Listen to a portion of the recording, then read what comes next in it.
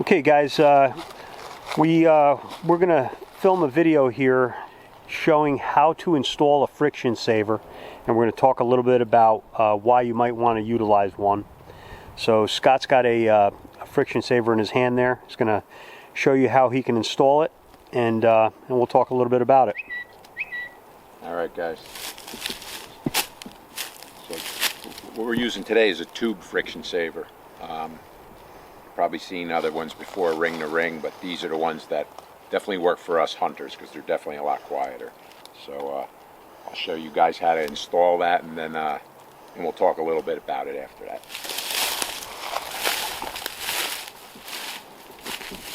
Okay. So after you throw a ball over the limb, you pull your rope up over the limb. What you got to, the easiest way to do this is take the end of your rope, snake it right through through the tube.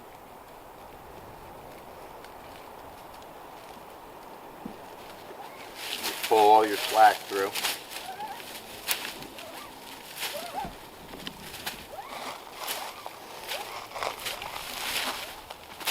Right up to the base of the tree.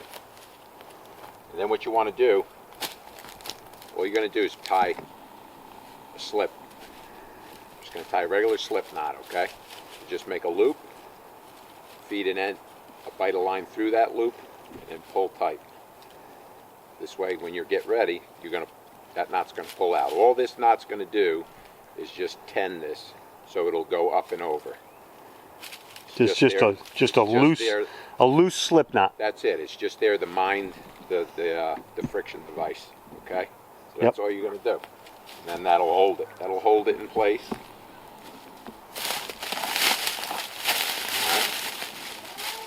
Right. Get it up right over top of the limb. Once it's in place, you're going to grab both sides of your rope. You're going to put some tension on it. And that's it.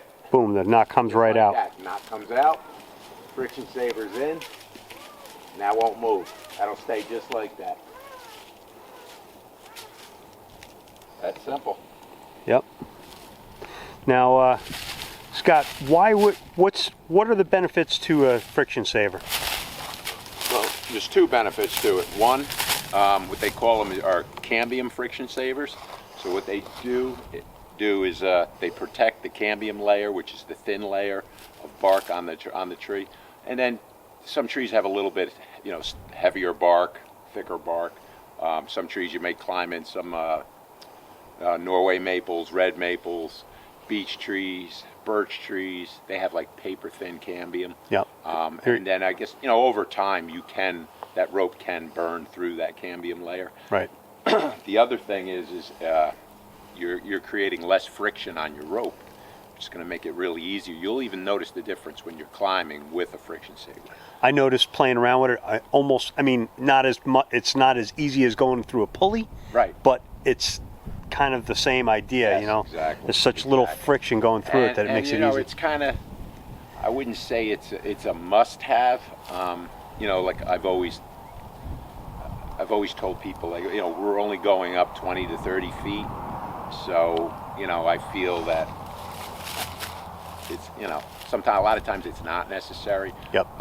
The guys where they hunt are a lot of conifers, a lot of spruce, pine, hemlock, stuff like that, Anything with sap. With sap, right. Especially in the early season, too. In the early season it flows a lot more, so this is a must for them. Otherwise you're just going to gum the rope up. Right, and the sap from like conifers, from any type of like a pine or something like that will actually ruin your predator. Yeah, not so much ruin the rope. I mean, it's you're gonna have to wash the rope. Right. So yeah, if you get it really gummed up bad, yeah, your friction, your Blake's hitch, your friction hitches aren't gonna move as freely. They'll definitely bind up. It'll definitely make your life feel. Yeah, so those guys that I think we had some questions from some guys. I forgot where they were, if they were the Northwestern Canada or something, but they were talking about, I guess, in the area that they hunt. Right. That's all they have. Yeah. So there's a lot of guys out in the Pacific Northwest, especially. Yeah. That the majority of their trees are, Yep. Maybe even 95% of the trees that they climb. I mean, you have a lot of poplar out there too, but yeah, they're in a lot of pine trees. So Yep. for them, this is a must. You Okay. know, definitely. It's and the thing is too, this is a tube friction saver. It's from Dan House. Yeah, that's the name of it, Dan House Tube Friction Saver, and we get these at Wesper. Yep. And they're in Wesper. I believe they have them in 2 lengths. That's a 30-inch length, and they do have a 60-inch length. So if you were to go over, that leader out there to the right. Yeah. So if you were to go over something like, that bigger, Right. you might need a That's- longer one. That's where a 60-inch will come in handy. Right. The downfall to this 30 is you can't go around a diameter any smaller than a 6-inch diameter. Because you can almost kink it. Otherwise, you can kink it, and then Okay. you'll ruin it. Right, exactly. But I have seen these in, I believe, 12 or 16-inch length. Yep. So that would probably put you over a 2 to 3-inch diameter. Yep. I don't know if Wesper's carrying them at the moment. Right now, the only ones I've seen was a 30 and a 60. But I'm sure, I think the I'm sure 30. we can get them out to the guys, Yeah, I think that 30 would probably, in most cases, would probably be Yeah, fine. that's it. I mean, that limb up there, you're probably looking, that's a 6-inch diameter limb that it's Yep. over. And you could, I don't know if you'd want to go, like I said, that's pretty much probably the maximum as far as the smallest diameter that you should use with this. Yep. But that's probably what most guys are seeking out anyhow, something that size, Yep. And I see on that, it's got an orange marker right in the center. Right. You want to pretty much try and get that orange marker right on the top side of it. Yeah, when you Best you set can. it, when you pull it, and that's the thing, before you snap that knot, get it somewhat centered on there and then pull that down, And like I said, once it's over, it'll form that U, it'll stay in that U shape as long as you're climbing on it. Yeah. I find that it's actually, I've heard some guys say that, like with DRT, that they can hear their rope, and I don't really, to me it doesn't make that much noise, but with that it's even quieter. Yeah, I mean, I don't hear anything. the faster you go through it, You go real you're gonna fast, hear it, right, but yeah, it is. Yeah, it's pretty, It doesn't make much noise at all, yeah. And then you get it down the same way. If you use your clip end like that, that's going to pull it out. All right, but if you didn't pull it out with the clip end, just put a knot in here. But this time, don't tie a slip though. Now you want a better knot. Yeah, now you want a better knot. You don't want that one to Pull slip that out. up there, and it does slip. Your friction saver will stay up there. Exactly. All right. That's it. Yeah. Now you pull the knot up, pulls it back out. Friction saver comes down. Yep. No. That's that. Pretty simple. Pretty light. That one's not too long. How many inches is that one? Excuse me? How many inches is that one? That's a 30-inch. Yeah. Yeah. So, yeah, I mean, we typically don't normally use friction savers most of the time, just because it's one more thing to do, one more thing to carry in. Right. But it's really not a very big, heavy item. And No, if, it's not. If you're, And then especially, like I said, if you guys are, some of the limbs you're on are, like your forearm size, your 2, 3, 4-inch diameter, you can go with probably like a 12-inch tube, and Yep. then you're going to get that smaller diameter. Right. And then now you're talking about putting that in your pack. Right. It's pretty much like a grunt tube. Yep. It's the size of a grunt tube. Right. You know? Right. Yep. Yep. Yeah. Pretty cool. We've had a lot of questions about friction savers. Like I said, we don't typically use them.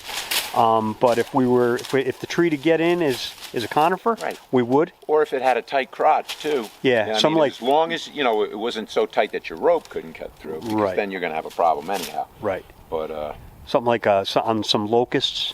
Would you? yeah, definitely, yep. Yeah. Yeah, and all that is just rubber around like a corrugated Yeah. metal tube. It's It almost like almost looks like a conduit. To me. conduit. Yeah. What is it's like it? a BX cable. BX cable, right? BX cable Yeah, is it looks seal the tight, same thing. like electrical BX, seal right. tight. Very Yep. similar. And that'll accommodate probably a 3/4 inch, up to a 3/4 inch. Oh rope. yeah, because that's like You know? 3/4 inch. Yeah.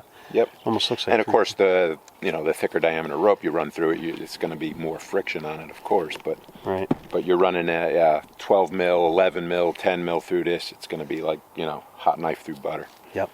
Yeah, no problem. So, but that's it. Dan House friction savers, and you can get these at Westbur Tree. Yep. And remember, this is the 30-inch model. Right, and remember at Westbur, if it's something that you guys want to get, or anything you guys want to get at Westbur, you can use a promo code from our channel. It's just think New York Saddle Hunter, NYSH promo code, and you get 10% off on anything that you guys order from Westbur Tree. Yep. Right.